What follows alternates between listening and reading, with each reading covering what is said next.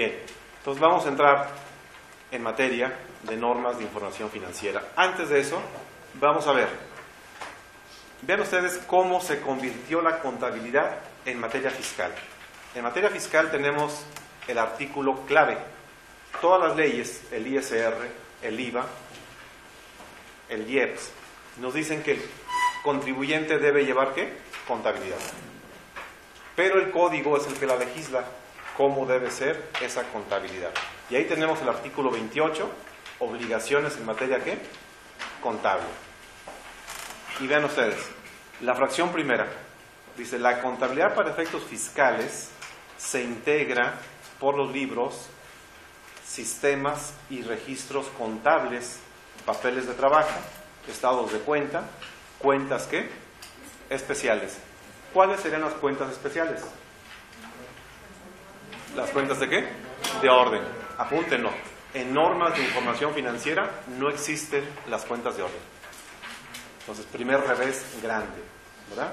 El código me dice que se integra por cuentas especiales. Entendemos que las especiales son las cuentas de orden.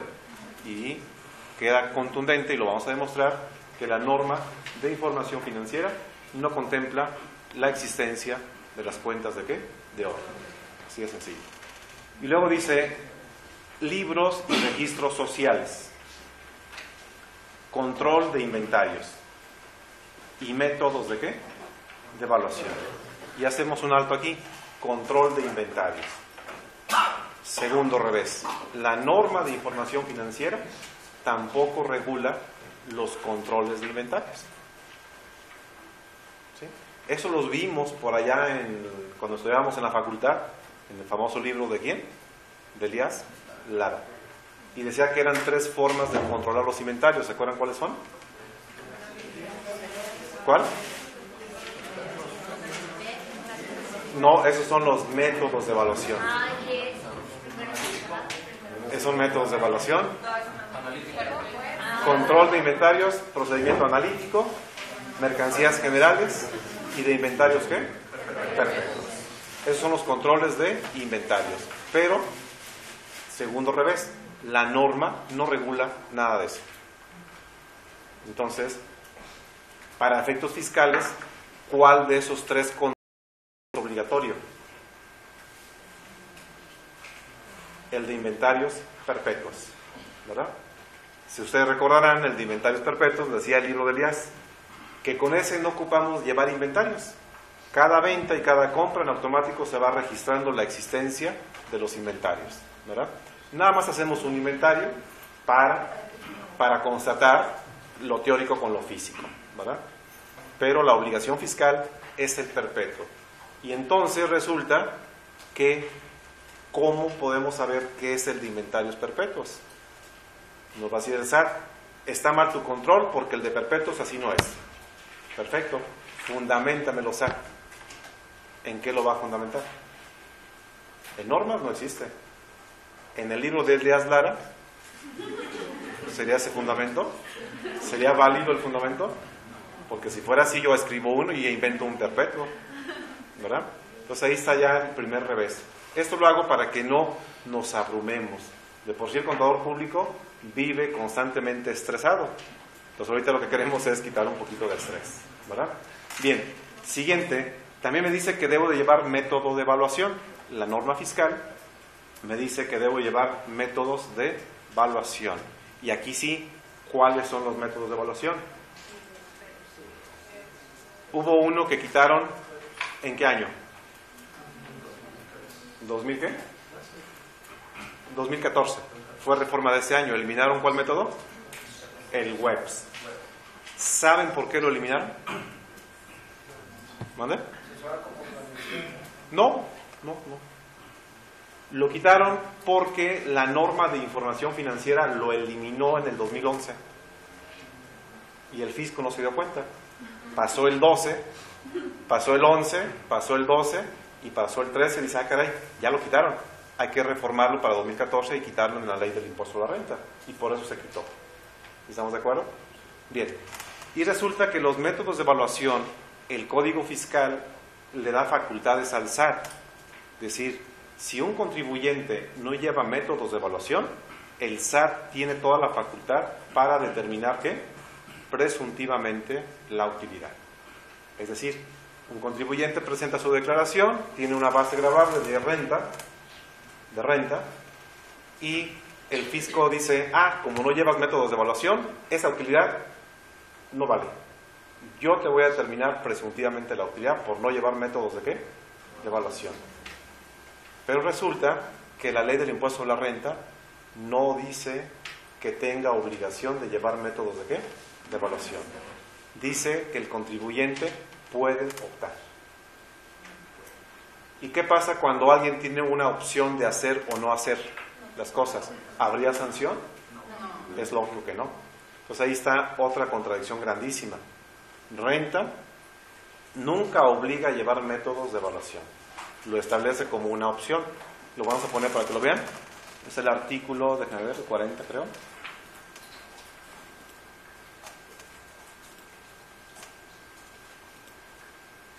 ...41... dice, los contribuyentes... ¿Sí alcanzan a ver? Bueno, si no alcanzan a ver, ¿sí creen lo que voy a leer? ¿Sí me creen, verdad? Bueno, los contribuyentes podrán optar por cualquiera de los métodos de evaluación que se señalan ¿dónde? A continuación. ¿Está claro y contundente? ¿Podrán qué? Optar. Entonces resulta que si no llevas métodos, la condición es que el SAT tiene facultades para determinar la utilidad cuando el contribuyente dice no cumpla con la obligación de llevar métodos de evaluación. Pero ¿quién me señala la obligación? Ahí está el artículo bien claro. Me dice que pueda optar, ¿verdad? Pueda optar. Entonces, yo siempre acostumbro a hacer encuestas en los cursos que doy de impuesto a la renta y digo, levanten la mano los que llevan métodos de evaluación. Y créanme que nada más es un 10% máximo los que llevan métodos de evaluación. Entonces les digo, no se espanten, no pasaría nada. No hay obligación de llevar fiscalmente. Fiscalmente no hay obligación. Y aunque la hubiera, vamos a suponer que hubiera la obligación de llevar métodos de evaluación. La ley es bien clara. Dice, el primer método es el PEPS. Primeras entradas, primeras ¿qué? Salidas. ¿Cómo sería esa mecánica de evaluación? Porque la norma es coincidente, como está ahí también, La norma nada más dice, métodos de evaluación son los siguientes. Y pone, como ejemplo, primeras entradas, primeras salidas. Punto y seguido dice, este método se basa en la suposición que lo primero que entra es lo primero que sale. ¿Sí? Es todo lo que viene en la norma, o sea, no viene gran cosa de cómo aplicar los métodos de evaluación. Pero como la contabilidad, la obligación es fiscal, vean ustedes lo que dice el segundo párrafo. Dice, cuando se opte por utilizar el método a que se refiere la fracción, ¿cuál? 1, es decir, el PEPS, se deberá llevar por cada tipo de mercancías de manera individual. Como que hasta ahí lo voy entendiendo. Por cada producto, de forma ¿qué? Individual. Coma. Sin que se pueda llevar en forma ¿qué? Monetaria. ¿A qué se refiere eso? Lo vas a llevar en forma individual por cada tipo de mercancías, sin que pueda llevarse en forma monetaria. Dice monetaria. ¿Sí queda claro qué es eso? ¿O ¿sí? ¿Qué significaría eso? Sin que se lleve en forma monetaria.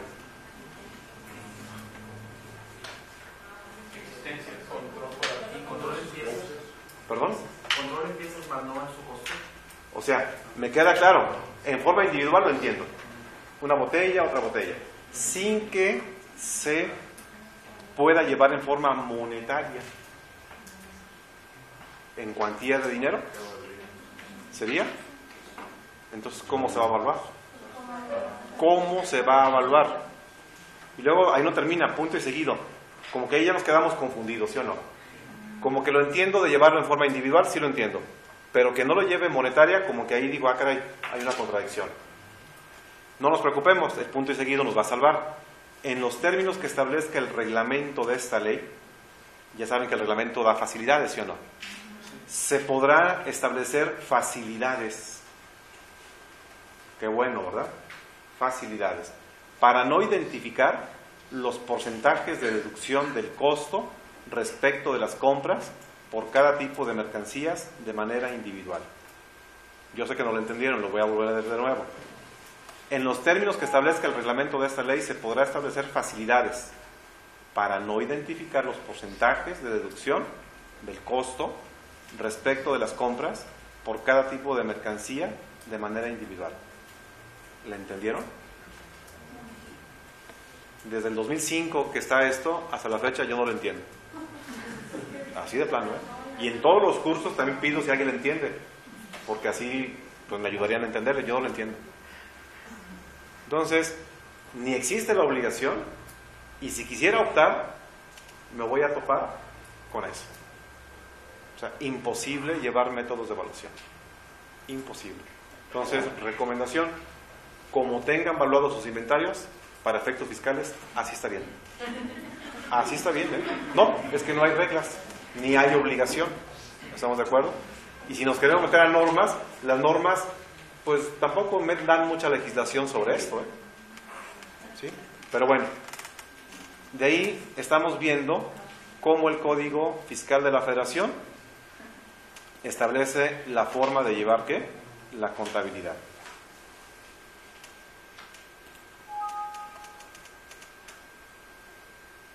Este fue el artículo 28.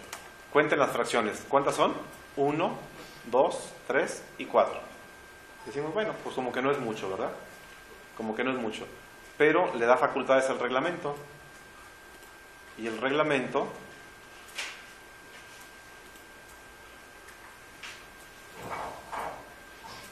el 33 del reglamento, vean ustedes todo esto.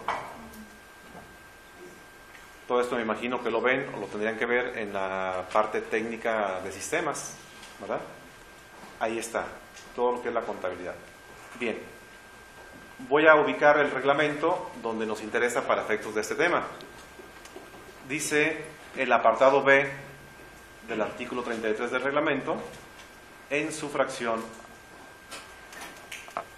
quinta, dice que la contabilidad debe ser capaz de permitir, generar, cuéntenlos, formular el estado de posición financiera, cuéntenlo, 1, de resultados, 2, de variaciones en capital contable, 3, de origen y aplicación de recursos, que hoy se llama flujo de efectivo, 4, así como las balanzas de comprobación, 5, incluyendo las cuentas de ¿qué? De orden, 6, y las notas a dichos ¿qué? Estados. Es decir, habla de 7 conceptos que la contabilidad debe permitir generar. Me queda claro que el balance no hay problema, el estado de resultados tampoco habría problema, la balanza de comprobación pues tampoco, ¿verdad?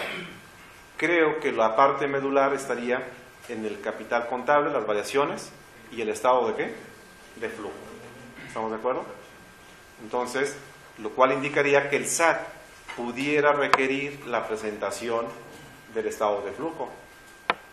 En los últimos 2-3 años, yo he tenido experiencia de que en ciertos trámites el SAT ha pedido el estado de flujo. Lo ha pedido. Entonces, pero, repito, también es claro que en la práctica normalmente nada más hacemos el balance y el estado ¿qué? De resultados. Entonces, por eso el mal necesario del que hablaban, ahí está. Una causa. ¿Por qué? Le estamos dando información al empresario que incompleta. De que ya pasó, no hay problema. Finalmente, bueno, ya pasó, pero ahí está. Tarde, pero ahí está. Pero incompleta. ¿Sí? Pues por eso nos dice que somos un mal necesario, que somos nada más para pagadores de ¿qué? De impuestos. Y la estadística no miente. Estamos a casi, bueno, a un mes de concluir 2014. Todos ustedes de alguna u otra forma han ido en todo el año 2014 a cursos, ¿verdad?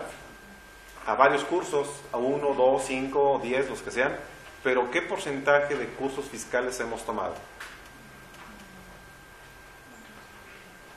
Así selectivo, alguien que me diga más o menos, del 100% de cursos, ¿cuántos han sido fiscales? De la reforma, mucho. Yo el que tomé pues fue Pero de todos los cursos que has tomado, nada más, ¿qué porcentaje son fiscales? Un 90%, según nuestra compañera. ¿Alguien más quiere participar? ¿Alguien más? ¿Nada más han tomado un curso en el año o dos? ¿Dos o tres? Bien, la estadística dice que más del 90% son fiscales. Entonces hay un dicho popular que es muy sabio, que dice que todos los excesos, ¿qué? ¿Hacen qué? Hacen daño, ¿verdad? Entonces, si un contador se alimenta de puros cursos fiscales, quiere decir que está tomando un exceso de cursos fiscales, ¿sí o no? Entonces, le va a hacer daño. No en su salud, pero le va a hacer daño en lo que ofrece. ¿Estamos de acuerdo? Es decir, si nada más te alimentas de puro fiscal, lo único que vas a poder dar es puro fiscal, ¿sí o no? Y el empresario ocupa cuestiones financieras y no le vas a poder dar lo que no has tenido, ¿sí?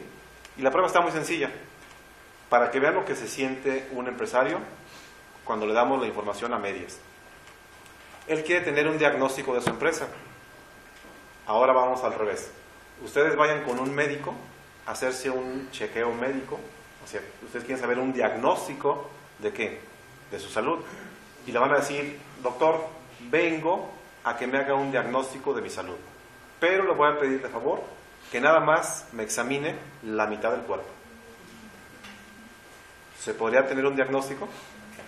Imposible. O sea, a un empresario cuando le damos dos estados financieros, es imposible que tenga, ¿qué? Un diagnóstico de su empresa. Y luego esos dos estados financieros, hemos dicho, él no los cree, él hace una conciliación, ¿sí o no? Entonces quiere decir que además de incompleta, eso que está incompleto es erróneo. ¿Por qué? Porque si no cumple con normas de información financiera, es imposible que el balance dé una situación financiera confiable. ¿Estamos de acuerdo? Bien, con todo esto que hemos comentado, ¿queda claro la importancia de las normas? ¿O no? Sí, ¿verdad? Bien, entonces vamos a entrar de lleno a lo que son las normas de información financiera. Bien, nuestro objetivo en estas 10 horas, ¿alguien trae el libro de normas? ¿Alguien lo trae? ¿No? Nadie. Bueno, levanten manos los que lo tengan y lo dejaron en su empresa o en casa. 1, 2, 3, 4, 5. 5 personas de... ¿cuántos somos? 30, 40. O sea, yo creo que el 10% tiene el libro de normas. Es decir, ojo, ¿qué pasaría si un albañil no tiene cuchara de albañil? Pues diríamos que no es albañil, ¿verdad? Un contador que no tenga el libro de normas, créanmelo, pues no puede ser contador, ¿verdad? Hay 2 libros que no deben de fallar en un contador público: las normas y las leyes fiscales. ¿Y todos tenemos las leyes fiscales o no? Todos tenemos. Entonces, vámonos empezando con eso, ¿verdad? Hacer un cambio teniendo el libro de ¿qué? De normas, ¿verdad? De normas, ese no debe de fallar, ¿verdad? Bien, entonces decimos, ese libro, ustedes se han fijado, es muy grueso.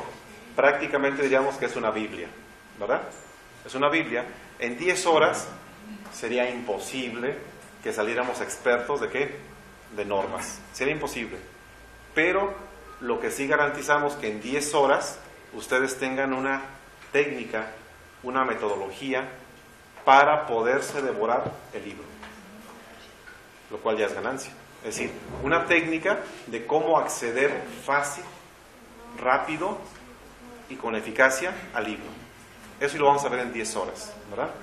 Bien, por eso decimos que el objetivo es establecer una mecánica de estudio, una mecánica de investigación y de comprensión de las normas de información ¿qué?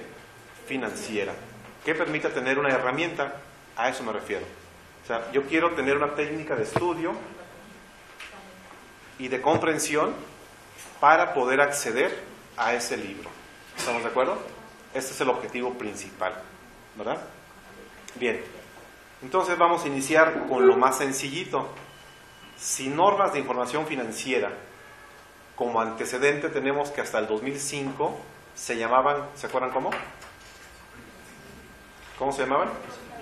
Principios de contabilidad, generalmente, ¿qué? Y en mote de burla, ¿cómo le decíamos? Generalmente ignorados, ¿verdad? Y ahora las normas de información financiera, a partir del 2006, se les cambió el nombre. Es exactamente lo mismito, nada más que le cambiaron el nombre. ¿Por qué? Pues para que fuera empatado con la globalización, ¿verdad?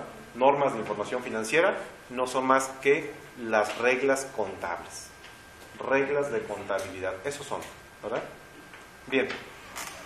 Y si son reglas de la contabilidad, yo creo que lo más básico es empezar con la contabilidad, con una definición de contabilidad.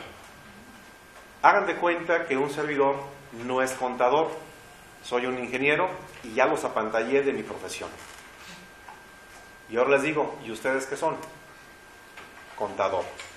Ah, ¿y qué haces tú como contador? ¿Qué le dirían? Recuerden que lo quieren impresionar. ¿Cómo le dirían? ¿Qué hace un contador? Pago impuestos, se asusta. Se asusta. ¿Qué le diríamos? Presenta exactamente la situación financiera de la empresa.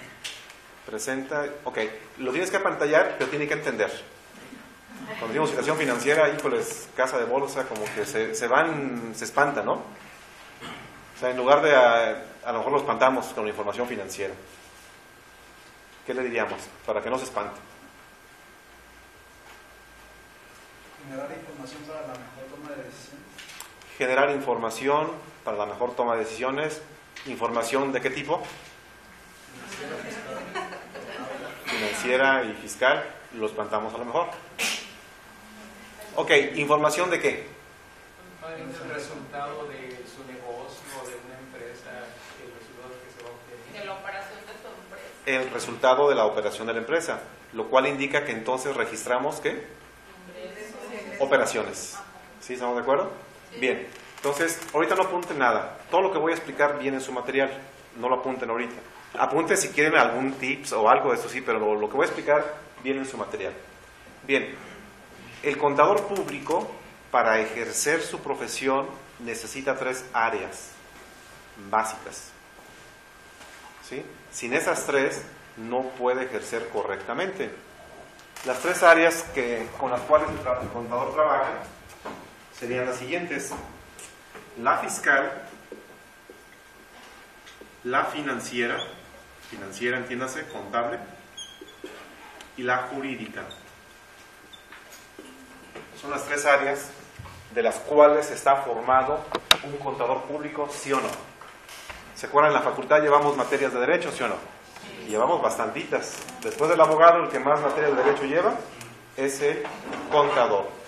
Y yo creo que en aquel tiempo, cuando los estudiábamos, las veíamos como de relleno o como tediosas, ¿sí o no? ¿No? Ella no fue la única de aquí que no. Bueno, la parte fiscal también fue muy socorrida en la facultad y la contabilidad pues ni se diga. ¿Estamos de acuerdo?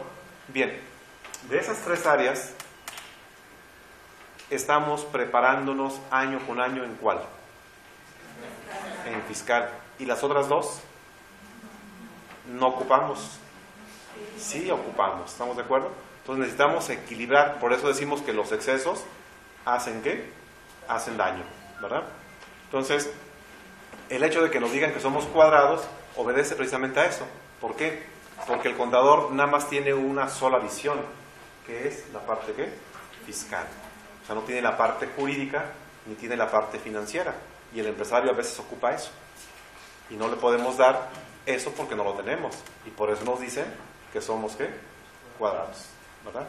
Una ocasión me tocó suplir a un colega, bueno, era mi socio, con un cliente de él.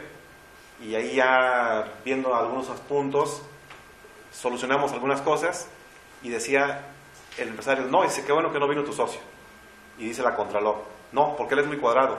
Y dice el empresario, no, no es cuadrado, es cuadradote. Es cuadradote, ¿verdad? Entonces, esa es la parte por la cual somos cuadrados, porque nada más tenemos una sola visión, no la tenemos completa. Bien, entonces si estamos conscientes que de esas tres nos preparamos, debemos continuarnos preparándonos en esas tres para que haya un equilibrio. ¿Estamos de acuerdo? Bien, entonces las tres diríamos que son importantes, ¿sí o no? ¿Sí o no? Son importantes. ¿Cuál es más importante de las tres? ¿Cuál?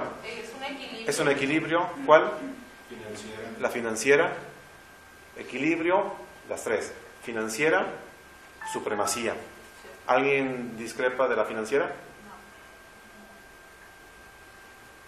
Ok, las tres son importantes, pero el orden, ahí sí hay un orden, ¿verdad? El orden primero sería la jurídica. ¿Qué sería la primera? En el orden. Las tres son importantes, las tres requieren un equilibrio, pero el orden empieza con la jurídica. ¿Por qué? Porque de ahí parten los ordenamientos que nos permiten ejercer los acuerdos. Primeramente, la empresa que lleva a cabo, lo acaban de decir, una operación, ¿sí o no? Un ejemplo de una operación, ¿cuál sería? Una operación. Una venta, exactamente. Es decir, yo les digo, yo vendo computadoras, laptop. Nuestro compañero dice, me interesa, ¿en cuánto me la vendes? 5,000 pesos. ¿Él está de acuerdo? Sí. Y decimos, me das 1,000 de anticipo y el resto te lo financio a 3 ¿qué? Meses. ¿Estamos de acuerdo? Ahí llevamos a cabo una operación, ¿sí o no? Para que esa operación fuera válida, ¿qué se ocupó? Acuerdo de voluntades. ¿Estamos de acuerdo? Entonces resulta que viene un acto jurídico. ¿Sí estamos de acuerdo? Nuestro compañero y yo realizamos un acto jurídico, ¿sí o no? Que para efectos técnicos se llama transacción. Que ustedes la conocen como una ¿qué?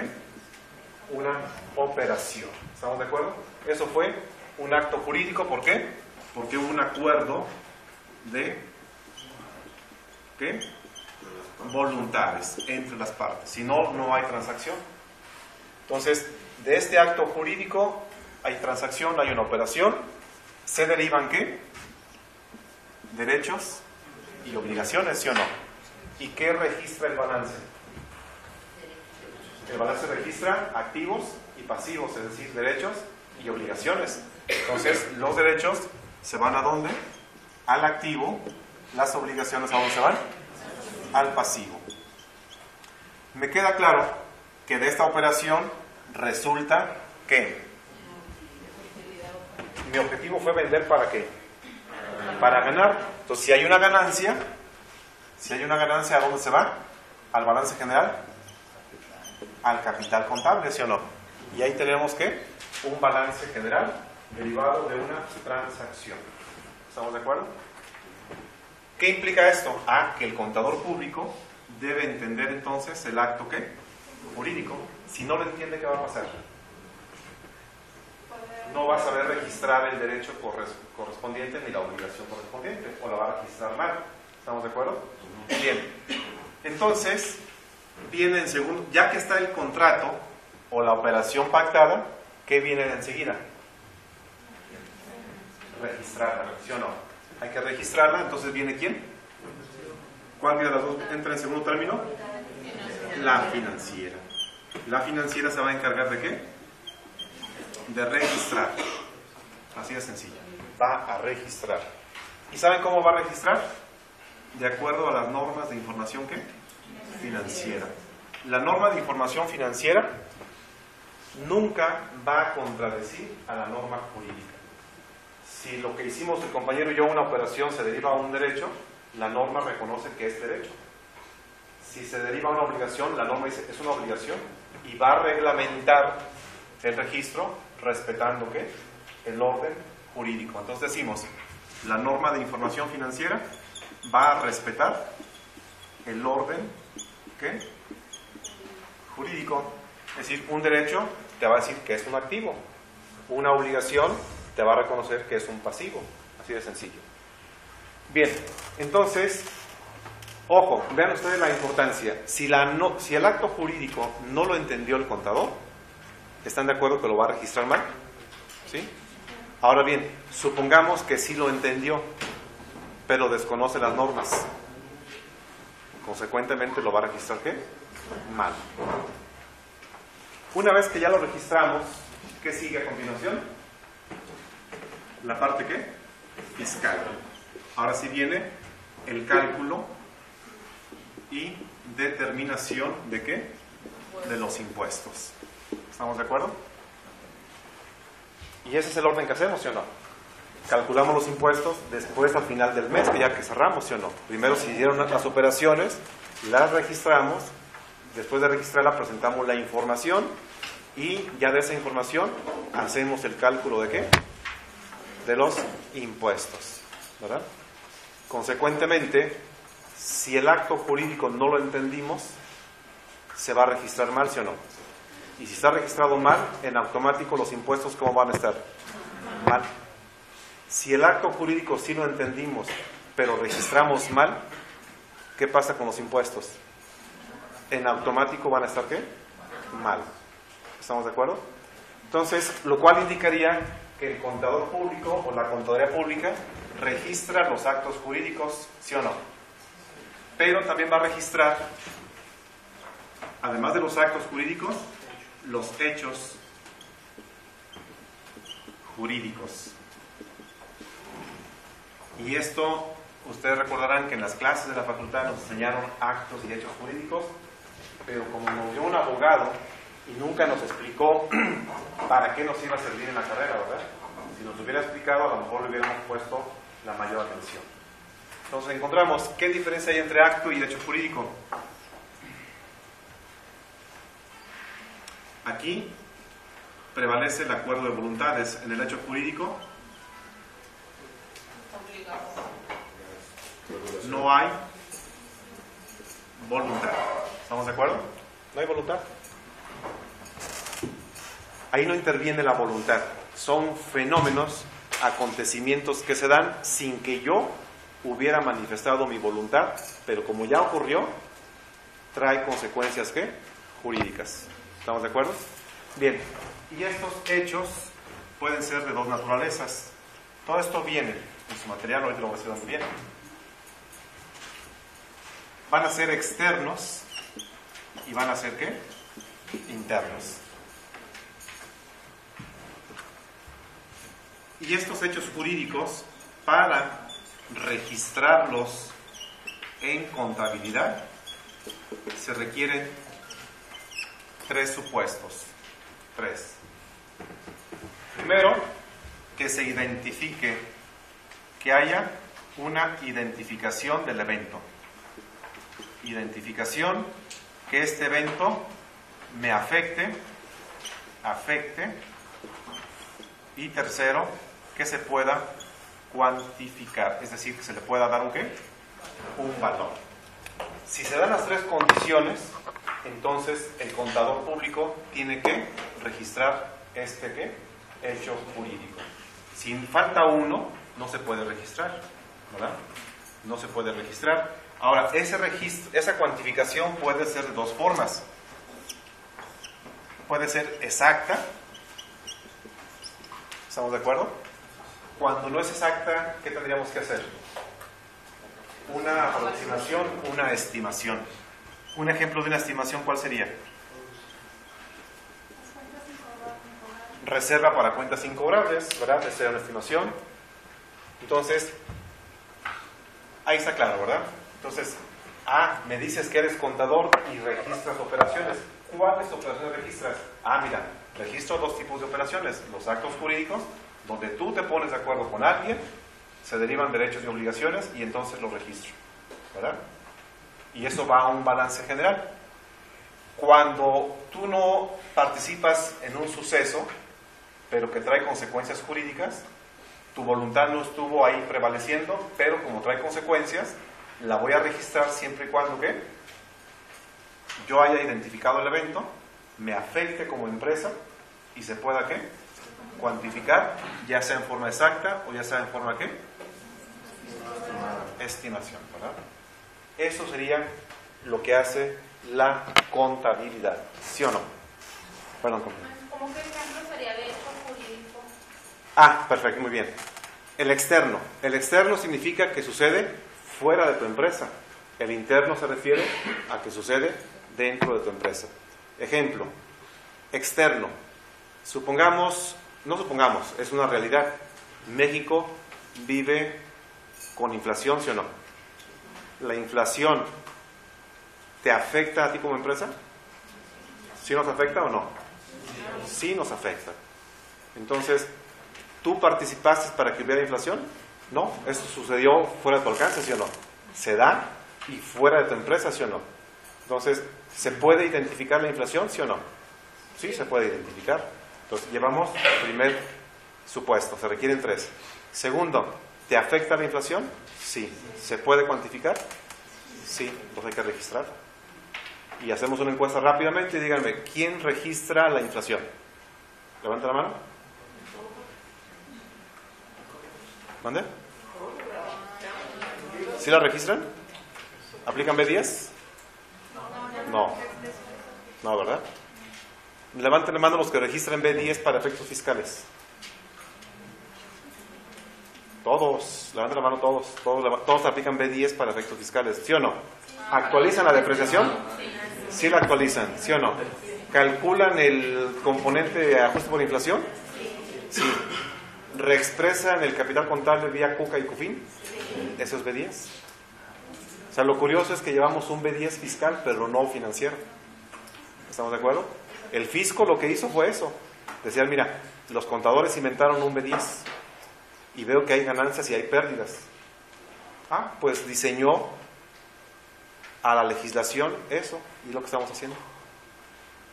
Pues sí lo estamos haciendo. ¿Estamos de acuerdo? ¿Sí? Ustedes nada más vean por curiosidad, comparen el capital contable de su empresa, el que está en el balance, compárenlo con la CUCA y verán que está uno así y otro está grandísimo, ¿sí o no? Entonces, eso significaría que el capital social que aportaron hace 20 años, a valor presente tiene 20 o lo que tenga, pues, ¿no? El valor que tenga. Eso sería. Entonces, sí queda claro un ejemplo de un... Puede haber muchos, pero tú tienes los elementos.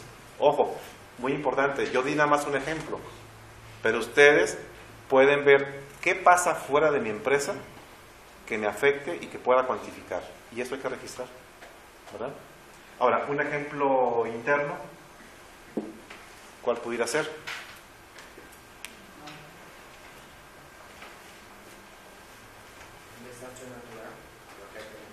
Interno, pues digamos que sí es externo, pero te afecta adentro, ¿no? Eso sería también, sería un externo que te afecta. Pero algo interno que sucede dentro de la empresa, un fraude, robo de mercancía, exactamente, podría ser eso, sucedió allí, se registraría. Bien, ¿qué pasa cuando la empresa es una empresa industrial, digamos? Es una empresa industrial que tiene la cuenta de materia prima, ¿sí? Materia prima, vamos a poner materia prima, le agrega la mano de obra y le agrega los gastos indirectos ¿de qué? De fabricación. ¿Estamos de acuerdo? Y decimos, hasta ahorita llevamos 2.500. Este es el valor del inventario, ¿sí o no? Pero ¿qué pasa? Que al contador se le pasó registrar, reconocer la producción ¿en qué? En proceso. ¿Y la producción qué? Terminada. Le decimos, de los 2.500, en proceso están 1.000 y en producción terminada están ¿cuánto? 1.500. ¿Cuánto vale el inventario? 2.500. ¿Qué es lo que va a pasar? Que contablemente no hizo ¿qué? El traspaso. ¿Estamos de acuerdo? Es decir, debió haber traspasado de aquí a la cuenta de proceso ¿cuánto? Los 1.000. De aquí debió haber traspasado terminado ¿cuánto? 1.500.